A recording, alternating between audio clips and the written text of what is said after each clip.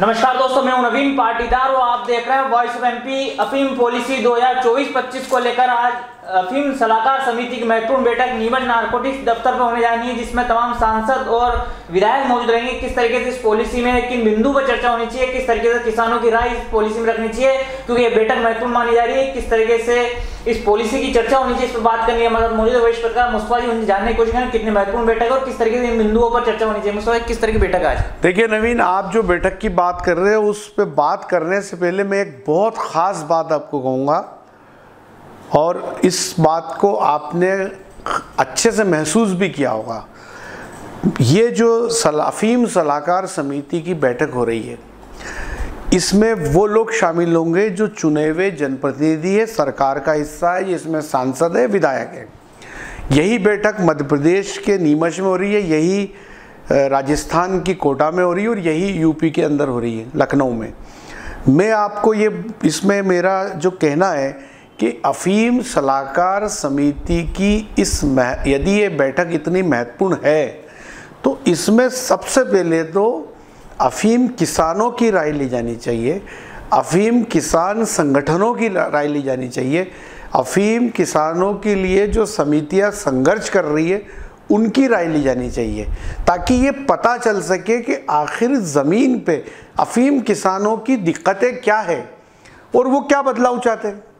और यदि अफीम सलाहकार समिति की बैठक में उनको बुलाया जाना नारकोटिक्स विभाग मुनासिब नहीं समझता है, तो फिर जो जनप्रतिनिधि, चाहे वो सांसद हो और विधायक हो, वो जो शामिल हो रहे वो पहले इनसे बात करें, इनकी पंचायत बुलाए, इनके मुद्दे जाने और उसके बाद वो उस बैठक में अपना मेमोरेंडम दे।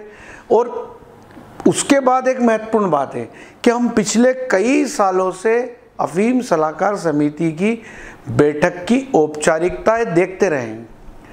मुद्दे की बात यह है कि क्या इस सलाहकार समिति की बैठक में जनप्रतिनिधि जो सुझाव देते हैं, जो प्रतिवेदन देते हैं, वो केंद्र सरकार अफीम नीति में शामिल करता है? और यदि करता है तो फिर आज तक अफीम का भाव क्यों नहीं बढ़ा? यदि ये मुद्दे शामिल करता है तो फिर आज तक अफीम बीमा पॉलिसी लागू क्यों नहीं हुई? यदि केंद्र सरकार जनप्रतिनिधियों के मुद्दे को शामिल करती है तो फिर जो मांग ये जनप्रतिनिधि पिछले 5 साल से कर रहे हैं कि डोडे चूरे को एनडीपीएस से बाहर निकाला जाए, तो फिर वो क्यों नहीं हुआ? तो कुल मिला के मुद्दे की बात यह है कि क्या ये सलाहकार समिति की बैठक महज एक औपचारिकता है, केवल एक दिलासा है कि देखिए हमने अफीम उत्पादक अंचल में बैठक कर ली, ये प्रतिवेदन ले लिए, बट वो जो अफीम पॉलिसी है वो हम तय करेंगे, उसमें क्या आना है। तो फिर ऐसी बैठकों के औचित्य पे भी एक सवालिया निशान लगता है कि आखिर ये क्यों किया जा रहा है। नवीन, मुस्तफा जी, जिस तरीके से आपने सवाल खड़े किए, तो क्या माना जाए जो जनप्रतिनिधि है, जो सांसद है, क्या इनकी दिल्ली तक जो है बात नहीं पहुंचती, या फिर ये वहां जमकर पैरवी नहीं करते हैं? देखिए नवीन, अब इसमें ये सिस्टम तो यही जनप्रतिनिधि, विधायक, सांसद बताएंगे कि आखिर ये जो प्रतिवेदन हर साल देते हैं, जैसे हमने देखा कि जो नीमच मंदसौर के सांसद सुधीर गुप्ता है, चित्तौड़ के सीपी जोशी है, झालावाड़ के दुष्यंत सिंह है, वो पिछले 4 सालों से अपने प्रतिवेदन में एक बिंदु लिख रहे हैं कि डोडा चूरा को एनडीपीएस से बाहर किया जाए। पर क्या सरकार के कानों में जूं तक रहेंगी? तो क्या ये प्रतिवेदन महज रस्म अदायगी है, या फिर ये तमाम सांसद अपनी सरकार से दो हाथ करने की स्थिति में नहीं है? अगर इन मुद्दों को आपने प्रतिवेदन में शामिल किया तो उस पर एग्जीक्यूशन क्यों नहीं हुआ? हनुमान प्रसाद बेनीवाल नागौर से सांसद 0 ओवर में मुद्दा उठाते हैं कि एनडीपीएस एक्ट की धारा 8/29 को विलोपित किया जाए, तो क्या वो भी उस पर कोई डिस्कशन हुआ? या फिर जो अफीम किसानों के भाव बढ़ाने की बात है, या फिर जो टर्की के पोस्ते के आयात का मामला है, तो इन तमाम मुद्दों पे सरकार में बात क्यों नहीं होती? तो मेरा ये कहना है कि ये तमाम मामले सालों से लंबित है। अब ये जब तक इन मुद्दों पे सार्थक चर्चा सरकार के साथ नहीं होती है तो फिर इन तमाम बैठकों के आयोजन का औचित्य क्या बचता है नवीन? मुझे एक बड़ा सवाल ये भी खड़ा होता है, जिस तरीके से नेताओं को बात कहने का मौका मिल जाता है, किसान तो खुल के सामने नहीं आ रहे। किसान भी एक तरफ जो खुल के जनप्रतिनिधियों के पास नहीं पहुंचते, अपनी बात अपनी पीड़ा नहीं सुनाते, क्या मानते हैं इनकी कमी है? देखिए नवीन, यदि कोई डर मापी यंत्र होता तो मेरा ये दावा है कि उस यंत्र को यदि हम लगाते तो सबसे ज़्यादा डरावा इंसान दुनिया में कोई होता तो वो अफीम किसान होता।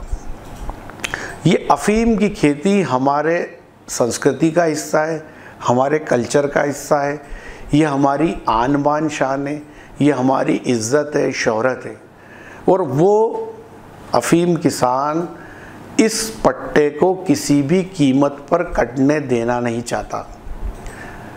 लेकिन ऐसी स्थिति में एक डर उसके दिलो दिमाग पे हावी रहता है कि यदि उसने अपनी पीड़ा बताई, सुनाई, कही तो नारकोटिक्स विभाग या ये तमाम नेता उसका पट्टा कटवा देंगे। इसी का परिणाम है कि अफीम का किसान आपसे और हमसे तो खुलकर बात करता है, हमें बेहिसाब मैसेज करता है, हमारी खबरों पे खूब कमेंट करता है, तख्ता पलट की बात करता है, लेकिन वो इन नेताओं के सामने और नारकोटिक्स विभाग के सामने पहुंचकर चुप हो जाता है, क्योंकि वो डरा हुआ है।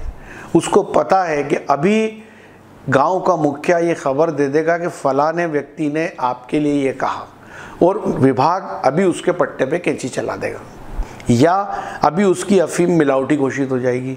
तो इस तरह के जो डर हैं, वो डर इन अफीम किसानों को बोलने से रोकते हैं और वो अपनी पीड़ा बता नहीं पाता। लेकिन यदि ज़मीन की बात करें तो निश्चित तौर पे अफीम किसानों की जो मांग है वो अफीम का भाव बढ़ाने की है, अफीम में फसल बीमा योजना लागू करने की है।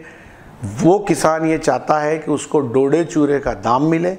आज 7 साल पहले डीआईजी मनोज कुमार सिंह जो आईपीएस अफसर है रतलाम में डीआईजी, उन्होंने 26 पेज का पावर पॉइंट प्रेजेंटेशन दिया, जिसमें साफ तौर पर उन्होंने ये इस्टेब्लिश किया कि ये डोडा चूरा एनडीपीएस एक्ट के तय मापदंडों में नहीं आता, इसमें 0.02% से कम मॉर्फिन है, इसको एनडीपीएस से बाहर निकाला जाए।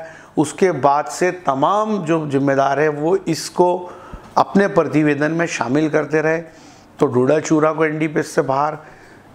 एक और बात है कि जो टर्की का पोस्ता भारत में आयात होता है 18,500 मीट्रिक टन, उसके आने से भारतीय पोस्ते का दाम गिर जाता है। किसानों की मांग है कि टर्की का आयात सख्ती से बंद होना चाहिए। मलेशिया से जो चोरी छिपे तस्करी होकर जो पोस्ता भारत आ रहा है वो बंद होना चाहिए। ऐसे तमाम मुद्दे एनडीपीएस की धारा 829 विलोपित होना चाहिए। और सबसे इम्पॉर्टेंट बात है जो किसान जो कह रहा है वो ये कि जिस तरह से लुइनी चिरनी के पट्टों को आपने सीपीएस में कन्वर्ट किया, अब सीपीएस में यदि किसान ईमानदारी से अपनी अफीम डोडा तुलवा रहा है, सही औसत दे रहा है, तो फिर उन पट्टों को लुइनी चिरनी में कन्वर्ट करो। क्योंकि अफीम भारत के अंदर करीब 60,000 दवा कंपनियां हैं जिनको अफीम के बाय प्रोडक्ट कोडीन फास्फेट की बेहद सख्त ज़रूरत है, प्रचुर मात्रा में ज़रूरत है। उतनी फुलफिल भारतीय अफीम फैक्ट्रियां नहीं कर पाती। ऐसे में यदि लुइनी चिरनी के पट्टे दिए जाते हैं तो उससे बनने वाले बाय प्रोडक्ट से भारत की दवा कंपनियों को आसानी से कोडीन फास्फेट मिलेगा। भारत विश्व का एक बड़ा दवा बाजार है, तो वो सीपीएस में चेंज करना चाहता है। सीपीएस को हटा करके अगर सही औसत किसान ने दी तो उसको लुइनी चिरनी में डालो, जैसे आपने लुइनी चिरनी को सीपीएस में डाला। तो कुल मिला के ये मुद्दे, साथ ही अफीम फैक्ट्री, नई अफीम फैक्ट्री लगाने का मुद्दा है। सरकार ने सीपीएस के प्लांट को तो हरी झंडी दे दी, पर चूंकि डायरेक्ट अफीम लेके किसान आता है उसकी प्रोसेसिंग भी हमारी भारत सरकार के अफीम कारखाने में होनी चाहिए। और नीमच और गाज़ीपुर का जो कारखाना है उसकी स्ट्रेंथ इतनी नहीं है कि जितनी अफीम भारतीय किसान तुलवाता है उतने की वो प्रोसेसिंग कर सके। तो ये तमाम मुद्दे हैं। अब ये देखने वाली बात है कि इन मुद्दों पे कितनी बात सलाहकार समिति में होती, और सलाहकार समिति के जो मेमोरेंडम में जो मिनट्स है, जो नारकोटिक्स विभाग यहाँ से दिल्ली भेजता है, उस पर दिल्ली कितना विचार करती। क्या दिल्ली इन तमाम लोगों से चर्चा करती भी है कि नहीं करती, और यदि करती होती तो अब तक इन मुद्दों पर हलचल होती। तो कुल मिलाकर के मुद्दे की बात यह है नवीन कि अफीम किसानों का डर जो उनको बोलने से रोकता है। आपने खुद ने देखा कि अफीम के 20 आंदोलन में देखे, जब संघर्ष समितियाँ, अफीम किसानों के हितैषी नेता जब आवाज़ लगाते हैं, लोगों को बुलाते हैं, तो बमुश्किल 150 किसान इकट्ठे होते हैं। वो भी वो होते हैं जिनके घर में अफीम का पट्टा नहीं होता है।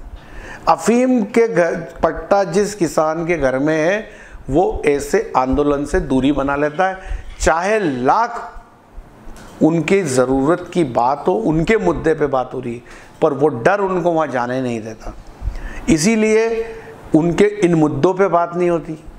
तो मेरा ये मानना है कि ये जो तमाम मुद्दे हैं नवीन, इस पे बात होनी चाहिए और इस पे एग्जीक्यूशन होना चाहिए, इस पे ये तय होना चाहिए कि ये जो अफीम किसानों की मांगे, अब डोडा चूरा को लेके राजस्थान के किसान कह रहे 1500 रुपये किलो का भाव दो, तो कई जगह कह रहे 2000 रुपये किलो का भाव दो। तो आज अफीम किसानों का कहना है कि जब वो CPS में खेती करते हैं तो उनका पोस्ता दाना उतना नहीं बैठता है, डोडा चूरे का उनको मूल्य नहीं मिल रहा है। तो ये तमाम जो अफीम पॉलिसी में जो गड़बड़ झाला है, उसमें क्लियरिटी नहीं है कि भाई पोस्ते दाने को लेके ये पॉलिसी है, डोडे चूरे को लेके ये पॉलिसी है, अफीम की तुलाई को लेके ये पॉलिसी है। तो ये क्लियरिटी आनी चाहिए और एक आइडियल पॉलिसी होनी चाहिए, एक तारीख तय होनी चाहिए कि इस तारीख को अफीम पॉलिसी, भाई सरकार को एक लिखित आदेश तो निकालना है, सरकार को खेत में जाके अफीम रोप के वहाँ जाके कुछ देखने के बाद अफीम पॉलिसी का अनाउंसमेंट नहीं करना। तो फिर अफीम पॉलिसी क्यों अक्टूबर तक घोषित नहीं होती? आप सितंबर महीने में अफीम पॉलिसी क्यों घोषित नहीं करते? और फिर जो 97 से रुके पट्टे बहाल करने की मांग कई सालों से हो रही है, उस पर क्या एक्शन हुआ? तो ये तमाम मुद्दे, तो सरकार को तो एक लाइन का आदेश निकालना है, घोषित अफीम पॉलिसी। यदि वो सितंबर में पॉलिसी घोषित कर दें तो किसानों के पास पर्याप्त समय रहेगा। अब कई किसान खेत तैयार करते हैं और पता चलता है कि उनको पट्टा नहीं मिला, तो 10 से 20 हज़ार रुपये तो खेत तैयार करने में चले गए। तो कुल मिलाकर के आइडियल अफीम पॉलिसी बननी चाहिए, समय के पे उसका अनाउंसमेंट होना चाहिए, और कई तरह की जो क्लिष्टता इस अफीम पॉलिसी में क्लियरिटी होनी चाहिए, सीधे सीधे होना चाहिए कि इतनी अफीम जो है CPS वालों को डोडे देने, इतना इनको देने। ये कहा कि पुराने रेफरेंसेस दे के कणी का 1 में 2 में 3 में, इतनी जो रामायण होती है वो सब कन्फ्यूज़न पैदा करती है। तो कुल मिलाकर के जो हमारे जिम्मेदार जनप्रतिनिधि है, जिम्मेदार, उनको अपनी बात दमदारी से केंद्र सरकार के सामने, वित्त मंत्रालय के सामने रखनी चाहिए, और अफीम किसानों को इस बार उन्हें बड़ी राहत दिलानी चाहिए, क्योंकि यहाँ मालवा मेवाड़ के अफीम किसानों ने बम्पर वोटिंग करके भारतीय जनता पार्टी को विधानसभा और लोकसभा में प्रतिनिधित्व दिया है। अब देखने वाली बात है कि ये जो चुने हुए लोग हैं, ये इन अफीम किसानों की कितनी बात रखते हैं नवीन। तो ये थे वरिष्ठ पत्रकार मुस्तफा जी, जिनसे हमने जानने की कोशिश करी कि आज अफीम किसानों को लेकर सलाहकार समिति की एक महत्वपूर्ण बैठक नीमच नारकोटिक कार्यालय दफ्तर पर होने जानी है, जिसमें तमाम जो विधायक है, सांसद मौजूद रहेंगे और किस तरीके से इस पॉलिसी में बात होती है देखने की बात है।